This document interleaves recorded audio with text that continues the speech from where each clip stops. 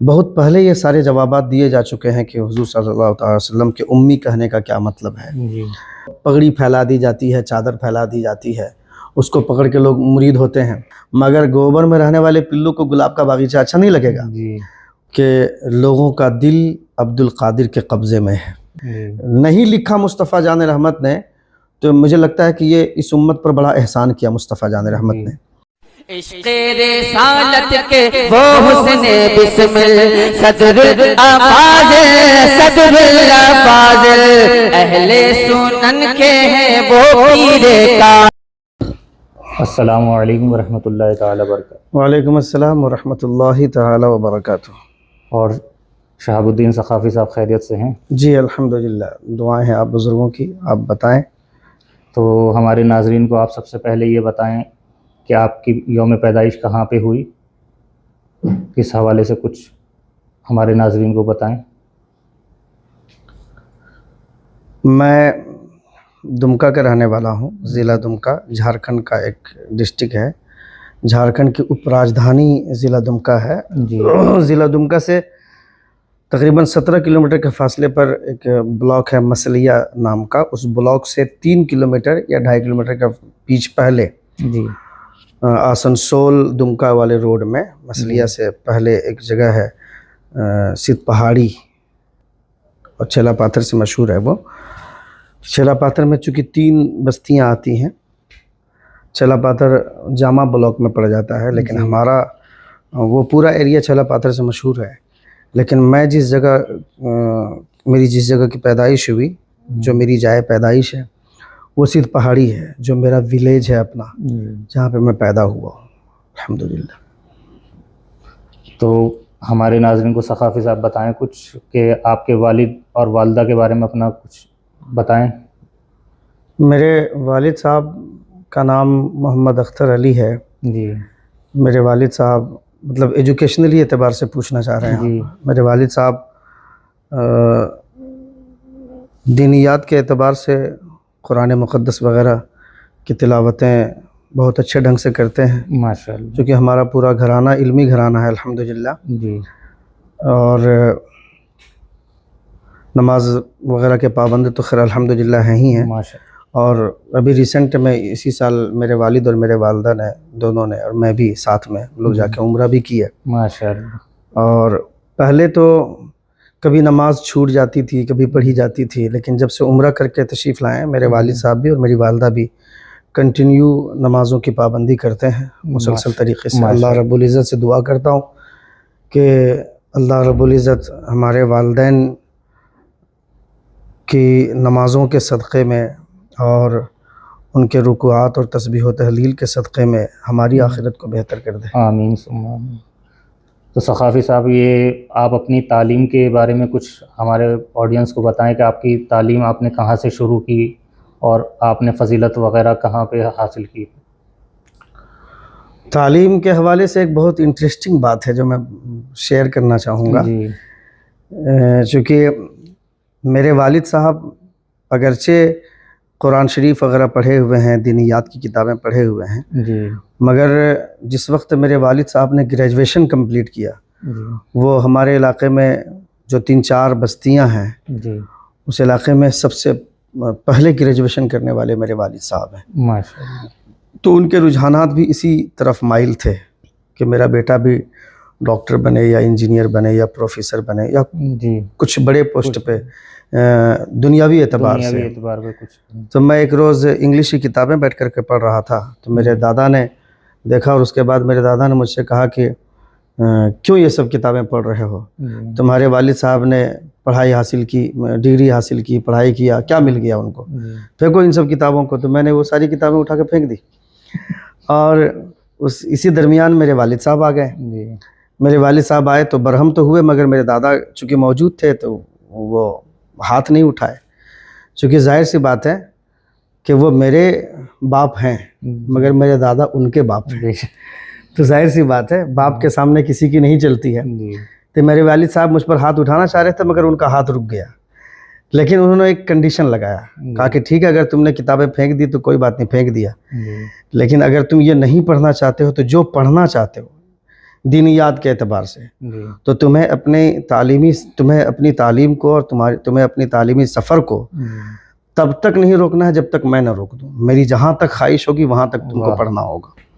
یہ میرے والد صاحب کا کنڈیشن تھا. جی تو اس کے بعد مجھ کو مدرسہ وہ رہائش والا مدرسہ تو نہیں جو آج کل باضابطہ جی. طور پر چلتے ہیں. مکتب میں ہمارے کو استاد تھے حافظ صابر جی ہیں ابھی بھی الحمدللہ, اور بھی ان کا وہ ٹیچر بن گئے اسکول میں سروس ہو گئی ان کی. تو میں مدرسے جانے لگا, جی اور چونکہ فوری طور پر مدرسہ میں بھیجنے کے حوالے سے کنڈیشن چونکہ گھر کا ویسا نہیں تھا, تو اس لیے میرے والد صاحب نے سوچا کہ مکتب میں ہی پڑھائیں ابھی. تو مکتب میرا آنا جانا شروع ہوا, اور مکتب میں تقریباً میں نے 18 پارے حفظ کر لیے مکتب میں ہی. پھر جب حافظ صابر صاحب محلہ چھوڑ کے, چونکہ وہ امامت کرتے تھے, صبح مکتب کی پڑھائی آپ جانبے کرتے ہیں, جی صبح 7 بجے سے پڑھائی شروع ہوتی ہے, 10-11 بجے تک پڑھائی چلتی ہے.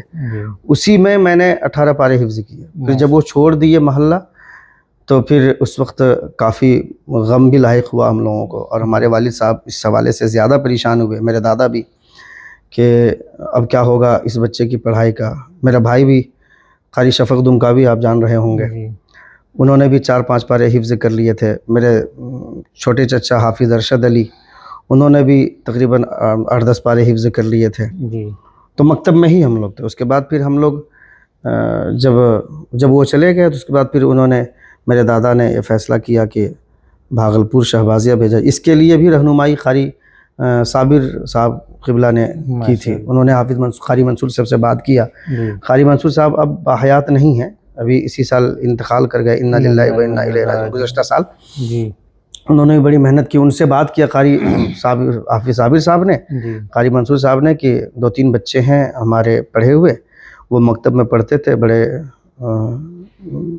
ذہین ہیں, جی آپ ان کو رکھ لیں. چونکہ درمیان سال میں وہاں داخلہ نہیں ہوتا تھا, مگر ان کی اچھا. سفارش پر داخلہ ہوا, اور وہیں پر میں نے حفظ کیا.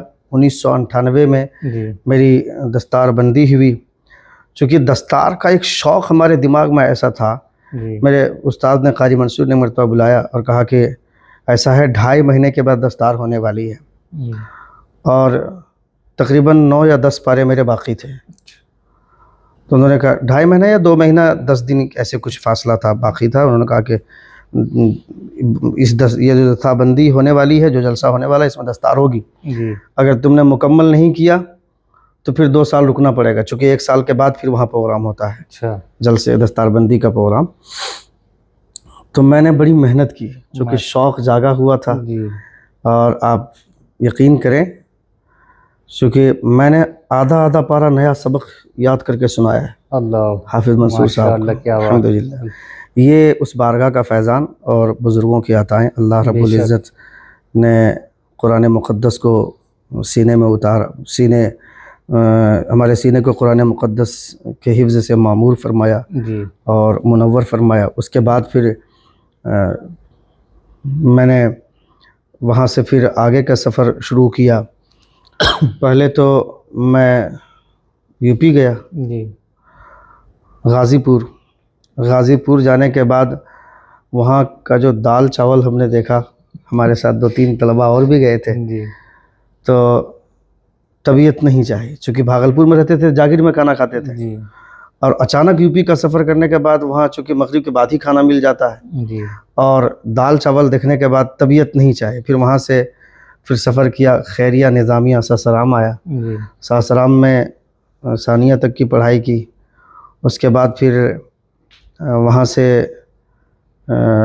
جامعہ اشرف آیا, جامعہ اشرف میں عالمیت تک کی پڑھائی کی. ماشاءاللہ. پھر وہاں سے میں فاروقیہ میں 1 سال رہا, 2 سال حمیدیہ میں رہا بنارس میں. ان دونوں مدرسے سے میں نے فضیلت حاصل کی.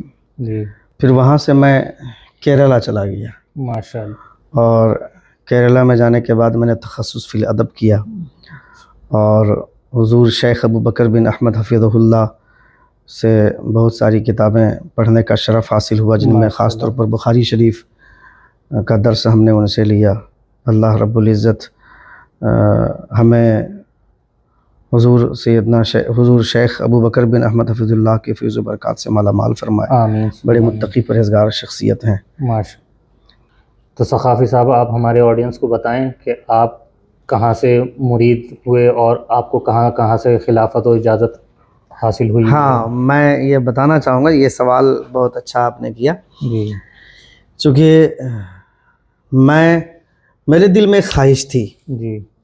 حالانکہ میں اسے غلط نہیں سمجھتا ہوں. جی. یہ ہمارے چونکہ اسلاف کا طریقہ رہا ہے ہاں. کہ چونکہ تعداد اتنی ہوتی ہے مرید ہونے والے اشخاص کی، جی. تو پگڑی پھیلا دی جاتی ہے، چادر پھیلا دی جاتی ہے، اس کو پکڑ کے لوگ مرید ہوتے ہیں. یہ تو خیر بہت پرانی روایت رہی ہے اور ہمارے بزرگوں نے ایسا کیا ہے. لیکن میرے دل میں ایک خواہش تھی کہ میں مرید گمچھا پکڑ کر نہیں ہوں گا یا چادر پکڑ کر نہیں ہوں گا. میں اسے غلط نہیں سمجھتا، جی. لیکن یہ میری خواہش تھی. تو ایک موقع ایسا آیا کہ حضور شیخ المسلمین کو آپ جانتے ہوں گے، سید حسنین رضا قادری، جی. جو کیری شریف کے رہنے والے ہیں. جی. حضور اعلیٰ حضرت کے خلیفہ سید عبد الرحمن البیتھوی رضی اللہ تعالیٰ عنہ، جو گیا کے رہنے والے ہیں. جی. ماشاء. گیا میں ایک جگہ ہے جو سادات کا محلہ ہے، میں نام تو نہیں جان رہا ہوں اس محلے کا، ابھی میرے ذہن میں نہیں ہے. میں بس اتنا بتا دے رہا ہوں کہ وہ ایک محلہ ہے سادات کا. جی. وہاں سے حضور سید عبد الرحمن البیتھوی بلانگ کرتے تھے. جی. وہ بانکا ضلع بونسی قصبہ ہے، وہاں سے 3 کلومیٹر کے فاصلے پر ندی پار کر کے جانا پڑتا تھا. اور اب تو خیر پول وغیرہ بن گیا، برج وغیرہ بن گیا.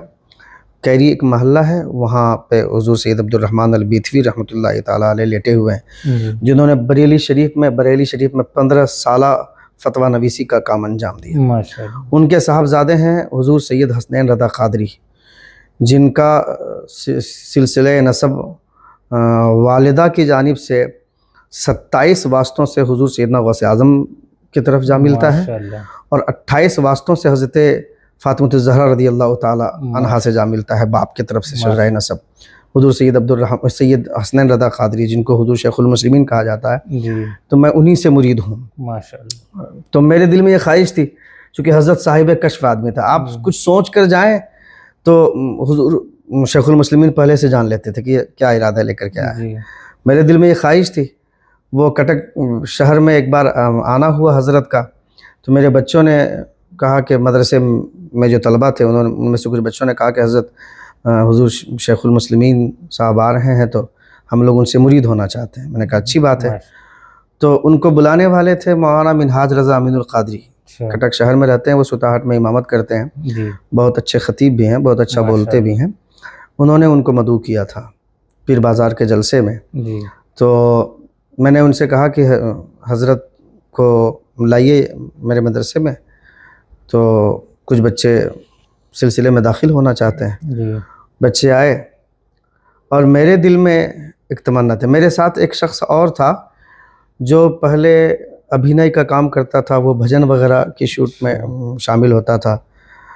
تو ان کو میں نے ایک مرتبہ ملاقات ان سے ہماری ہوئی، اور وہ نام لینے کے لیے آئے تھے. تو پھر میں نے اس کا گیٹ اپ دیکھنے کے بعد میں نے پوچھا ان سے کہ آپ کیا کرتے ہیں؟ تو انہوں نے کہا کہ میں ایسا ایسا کرتا ہوں. تو میں نے کہا کہ آپ غلط کرتے ہیں.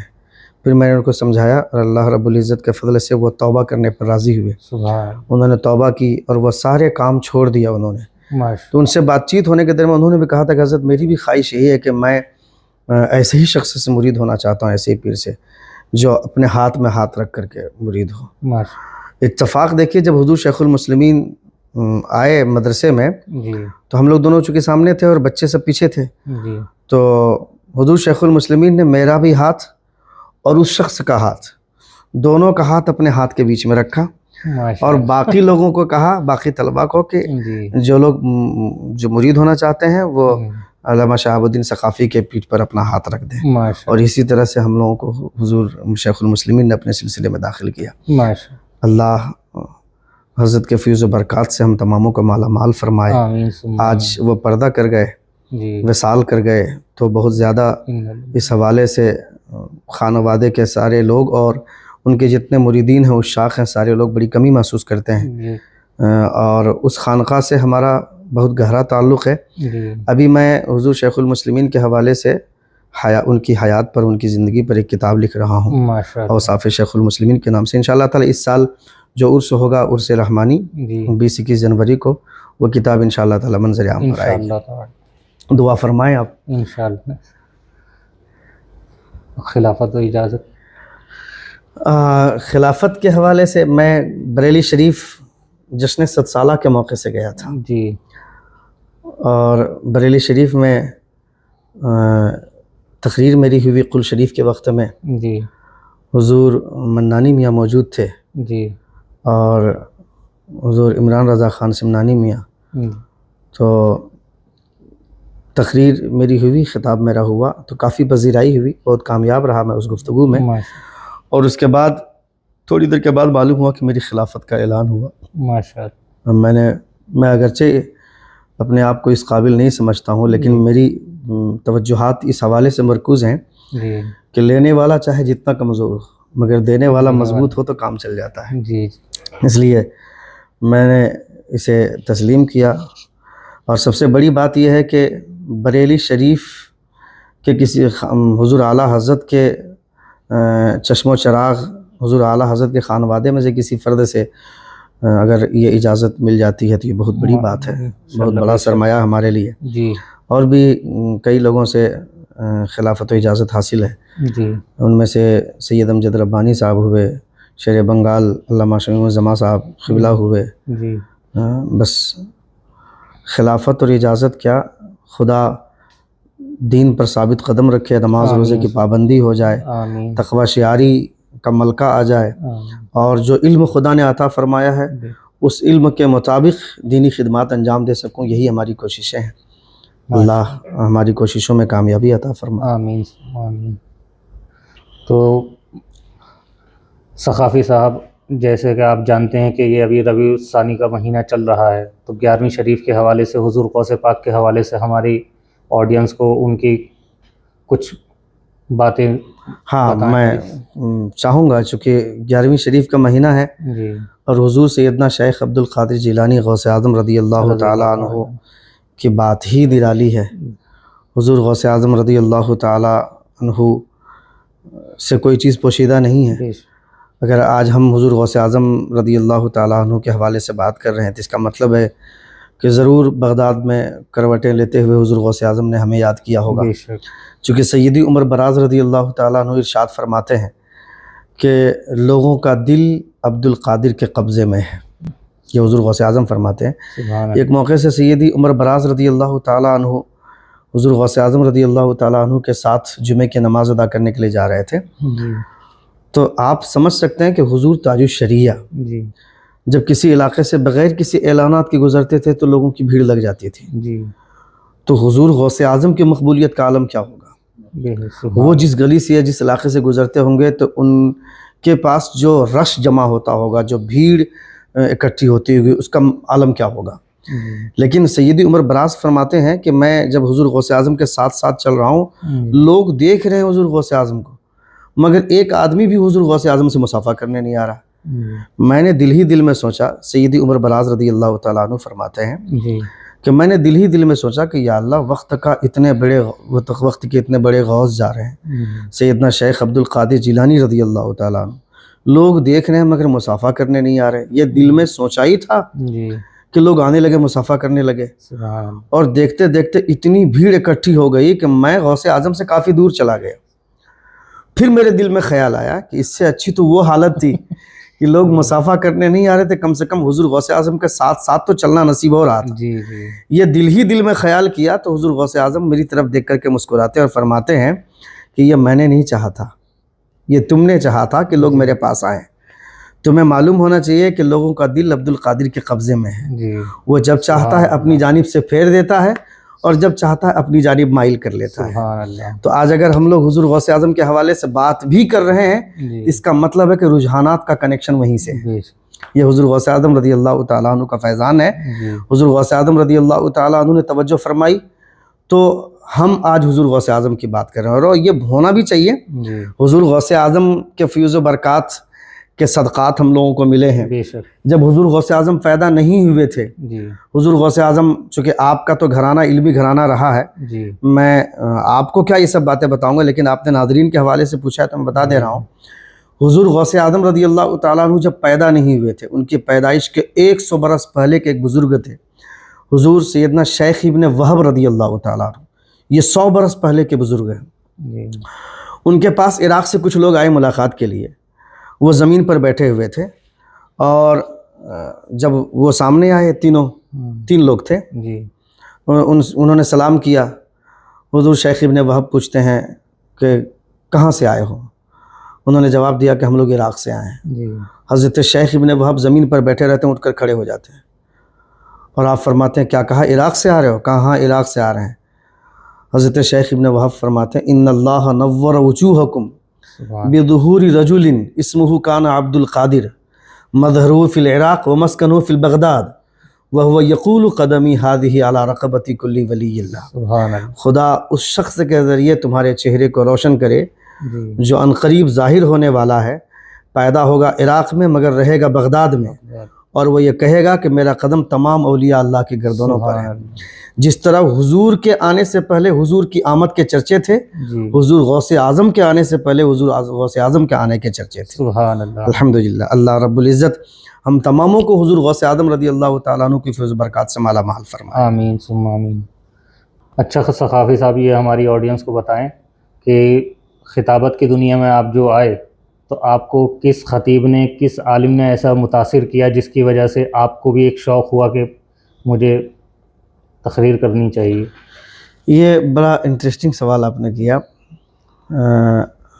میں نے تو نہیں سوچا تھا کہ میں خطیب بنوں گا, جی چونکہ جب میں بھاگلپور شہبازیہ میں پڑھتا تھا, جی میری آواز نعت خوانی کے حوالے سے بڑی اچھی تھی بچپن میں, جی اور حضور سید اشتیاق عالم صاحب ضیاء شہبازی رحمۃ اللہ تعالیٰ علیہ, جی ان کے ساتھ میں جاتا تھا پروگرام میں, جو اطراف میں بھاگلپور کے اطراف میں جو پروگرامات ہوتے تھے ان پروگرامات میں وہ مجھے ساتھ لے کر کے جاتے تھے. وہ مجھے پیار سے موتی چور کہتے تھے.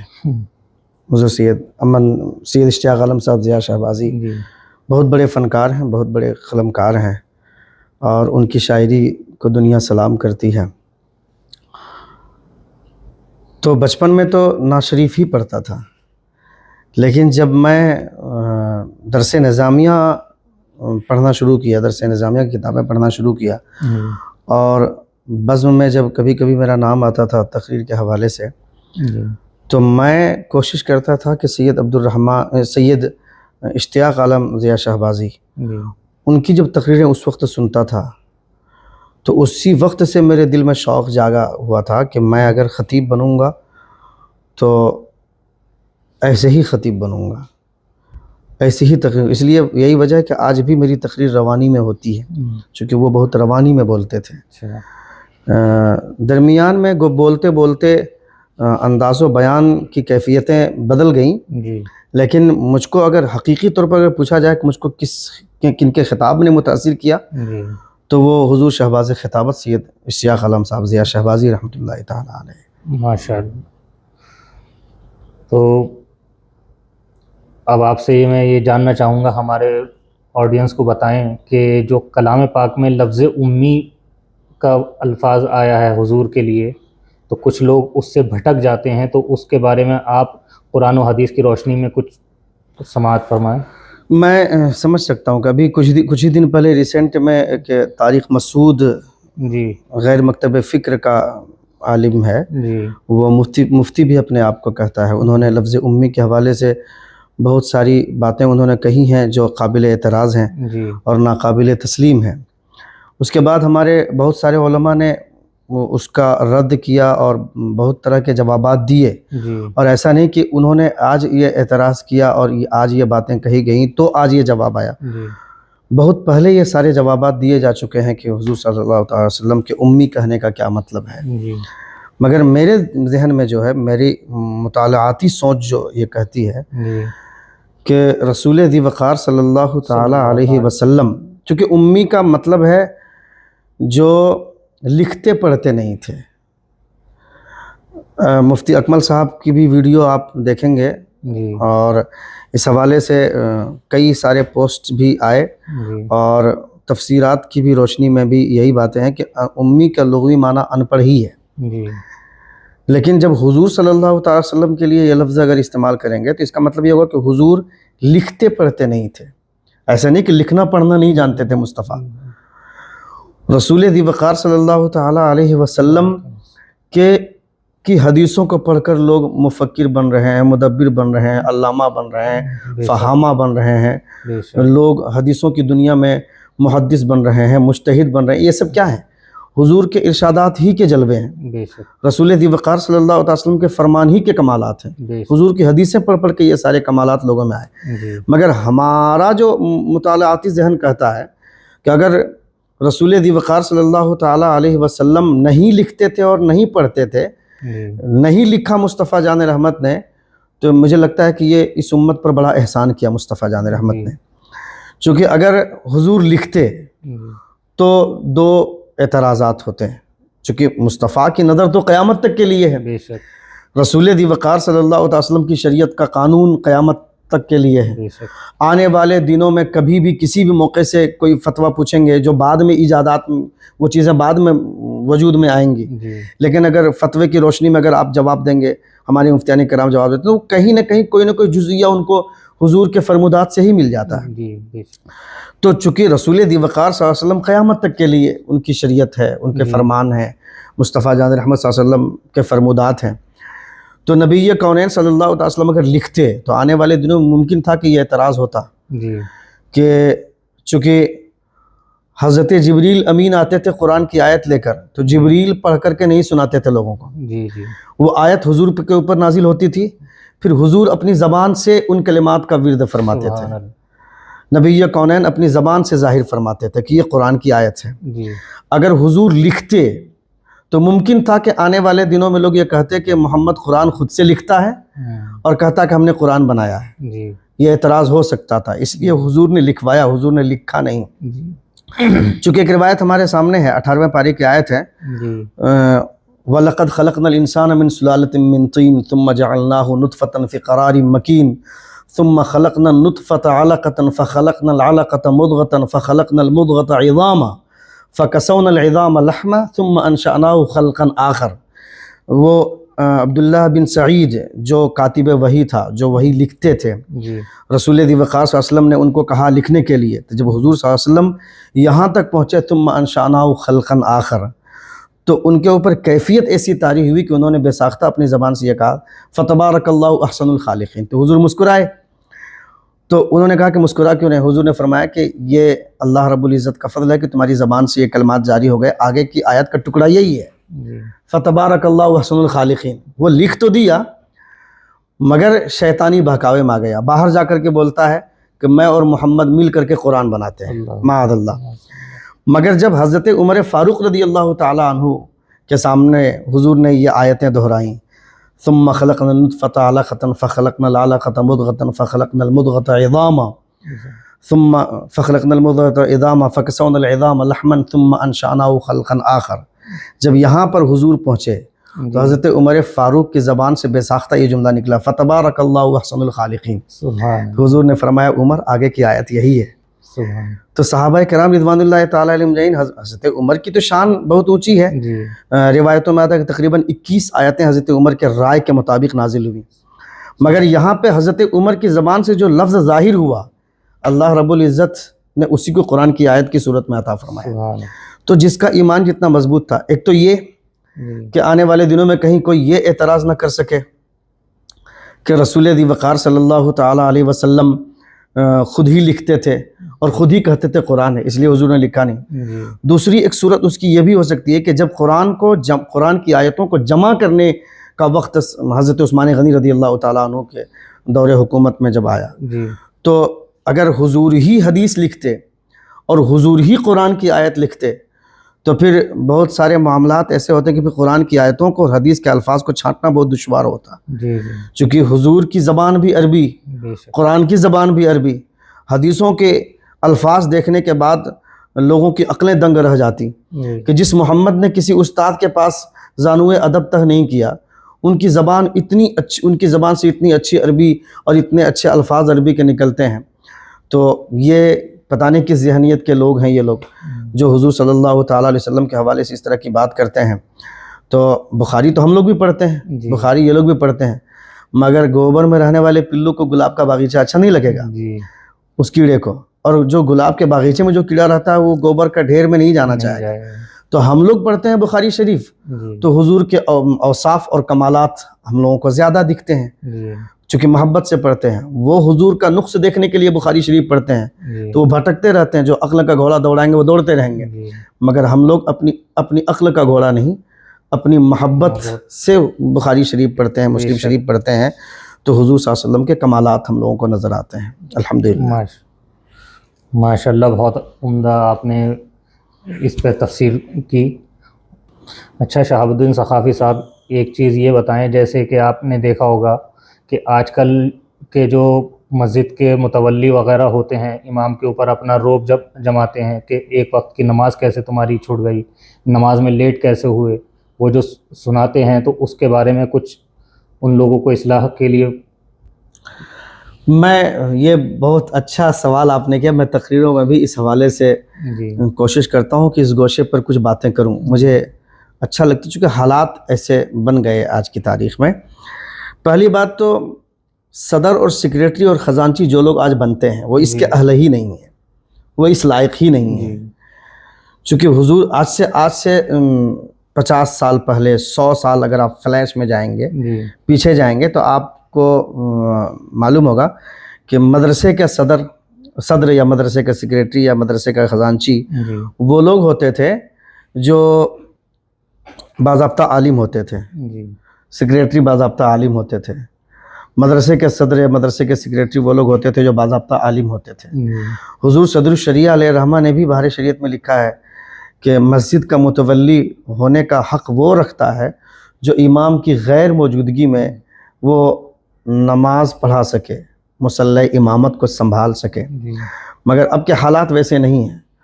پیسوں کی وجہ سے صدر بنتے ہیں، پیسوں کی وجہ سے سیکریٹری بنتے ہیں، پیسوں کی وجہ سے ہی خزانچی بنتے ہیں. کوئی غریب آدمی اگر 5 وقت نماز پڑھتا ہے تو وہ مسجد کا صدر نہیں ہو سکتا ہے، سیکریٹری نہیں ہو سکتا ہے، خزانچی نہیں ہو سکتا ہے. اب چاہے وہ کتنوں بڑا حرام خور ہو، اس سے مطلب نہیں ہے، پیسہ رہنا چاہیے اس کے پاس. آج کے ڈیٹ میں جو سب سے بڑا چور وہ صدر، جو سب سے بڑا ڈکیت وہ سیکریٹری.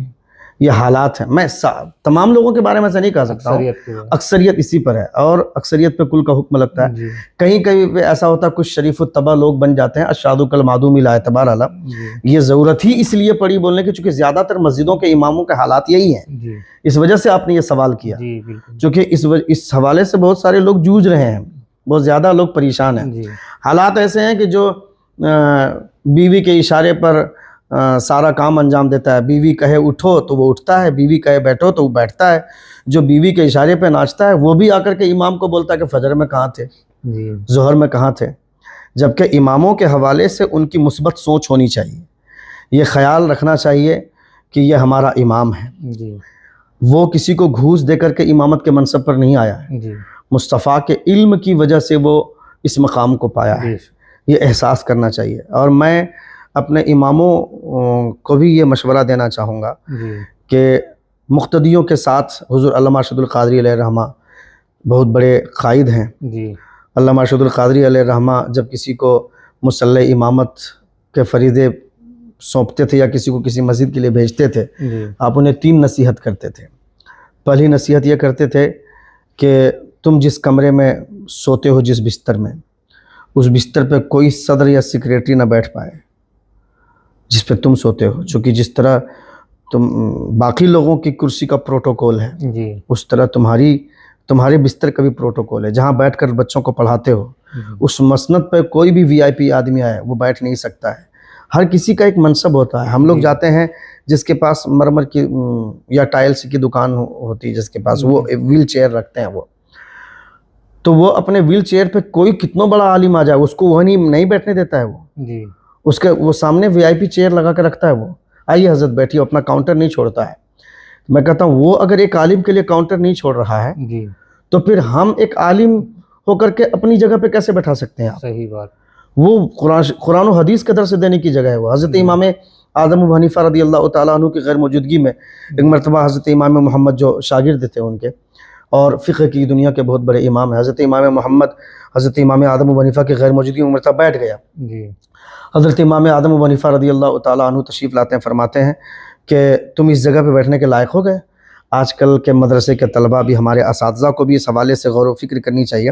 جب درسگاہ میں کلاس ختم کر دیتے ہیں تو جس جگہ پہ بیٹھ کر استاد پڑھاتے ہیں اسی جگہ پہ بیٹھ کے بچہ موبائل چلاتا ہے، اسی جگہ پہ بچے بیٹھ کر کے باقی چیزوں کی تیاریاں کرتے ہیں یا اپنی حرکتیں کرتے ہیں. تو مدرسے کے بچوں کے حوالے سے تو چونکہ مدرسے میں لوگ ان بچوں کو ڈالتے ہی نہیں جو بچہ شریف الطبع ہو، جو گھر والوں کو پریشان کیے رہتا ہے، جو کسی سے نہیں سنبھلتا ہے، وہ مدرسے میں آ کر سنبھلتا ہے. تو آپ تو جان ہی رہے ہیں کہ کیسے کس ٹائپ کے بچے آتے ہیں، چونکہ ہم لوگ بچوں کا سامنا صبح شام کرتے ہیں تو ہم لوگ جھیلتے ہیں اس چیز کو.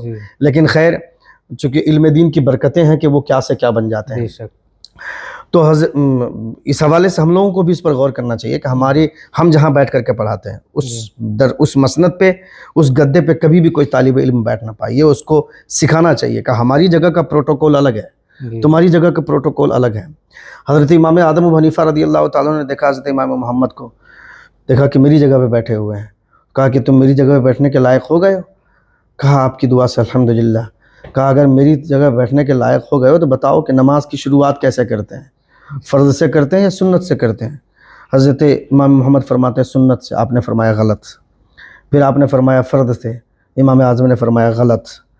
پھر انہوں نے کہا کہ پھر میں نہیں جانتا ہوں، آپ ہی بتائیں.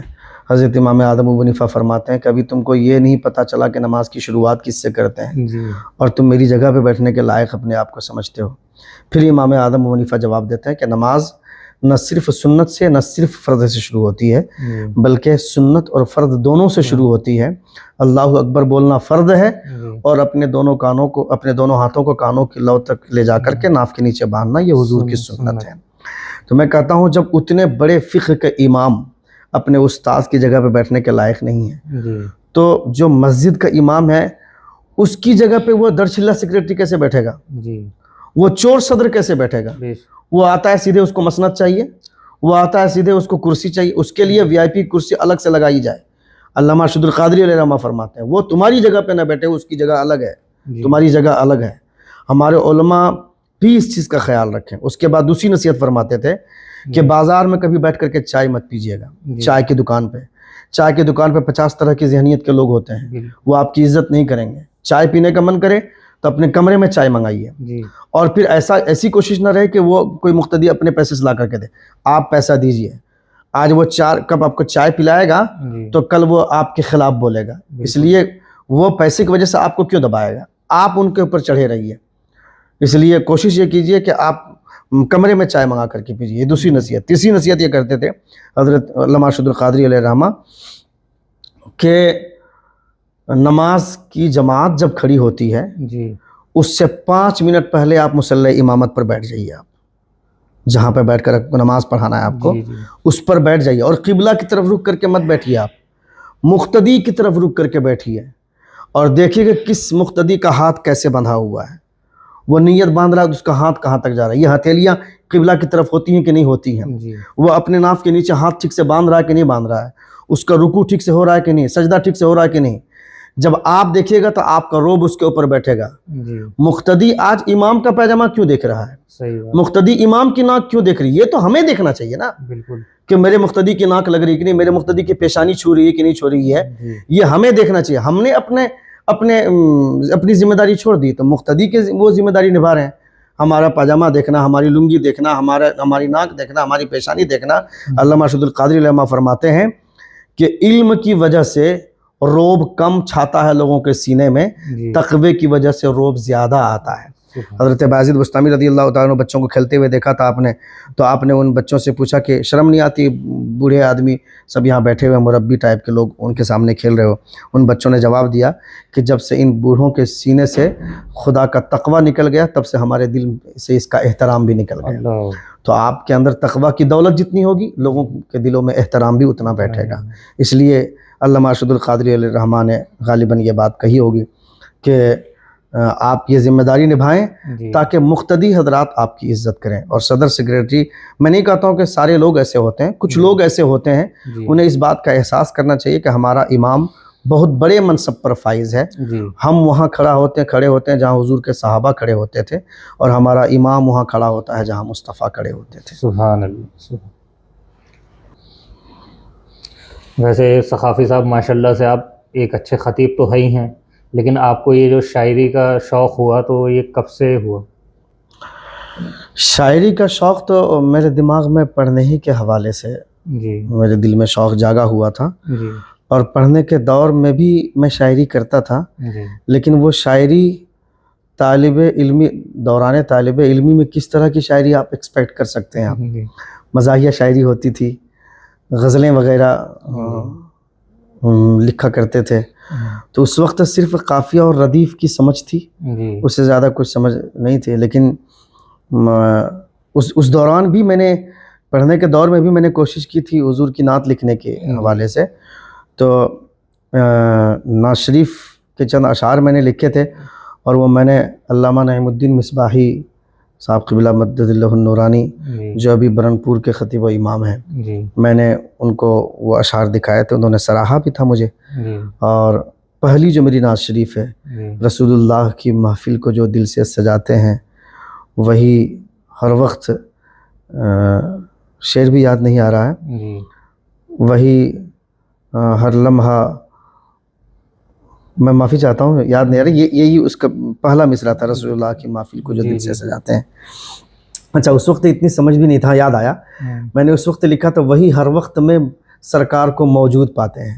حالانکہ اس شعر میں ایک عیب ہے، جی چونکہ وقت کہنے کے ساتھ پھر میں نے میں داخل کیا ہے، جی چونکہ اس وقت اتنی سمجھداری بھی نہیں تھی شاعری کے حوالے سے، بس ٹوٹی پھوٹی شاعری کرتا تھا. اس کے بعد جب فراغت ہوئی، جی فراغت کے بعد جب اشعار وغیرہ کے حوالے سے جب مزید شوق اور رجحانات جاگے، جی تو حضور اعلیٰ حضرت کی شاعری، جن کی شاعری کو پوری دنیا تقلید کرتی ہے، اور علامہ اشتیاق بھاگلپوری علیہ رحمہ، ان کی بھی شاعری کا جواب نہیں ہے، جی ان کے قلمی توانائی کا جوڑ نہیں ہے.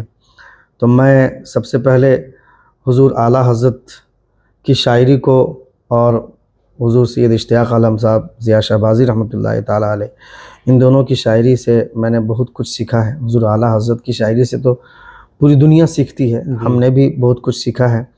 اور آج کی تاریخ میں الحمدللہ میری کوشش یہ رہتی ہے کہ صاف ستھری شاعری کی جائے، جی اور بہت سارے شعراء بھی ہمارے کلام کو پڑھتے ہیں آپ کی دعا سے. میں نام تو نہیں لینا چاہوں گا، جی چونکہ جو لوگ پڑھتے ہیں ان کا بھی ایک برانڈ ہے، اور اسٹیج کے دنیا میں بہت سارے کلام میرے مقبول ہوئے ہیں. ماشاء اللہ. اللہ رب میں بس اتنا جانتا ہوں، میرا نام ہو نہ ہو، جی میرے دل میں ایک مجھے اسی سے اطمینان حاصل ہوتا ہے جی کہ حضور میری زبان سے اپنی نعت کہلوا لے رہے ہیں. میرے لیے یہی بہت بڑی فخر کی بات ہے. سبحان اللہ. میرا مقطع پڑھا جائے نہ پڑھا جائے، اس سے ہم کو کوئی مطلب نہیں ہے. جی اور بہت سارے لوگ شاعری لکھتے ہوں گے، لوگوں سے نذرانے وغیرہ لیتے ہوں گے، لیکن میں نے کبھی کسی سے کوئی نذرانے کا ڈیمانڈ نہیں کیا، نہ کبھی میں نے کسی سے لیا ہے. ہاں، البتہ میری ایک عادت ہے کہ وہ ایک مخدرات میں سے ایک چیز میں استعمال کرتا ہوں. میں نام نہیں لوں گا. شاعری کے دوران جی میں وہ کوشش کرتا ہوں کہ جب شعر کہلوانا ہے تو مجھ کو وہ چیز لا کر کے دو، میں کھاؤں گا تاکہ میں شعر کہوں. میں اور کچھ نہیں ہے.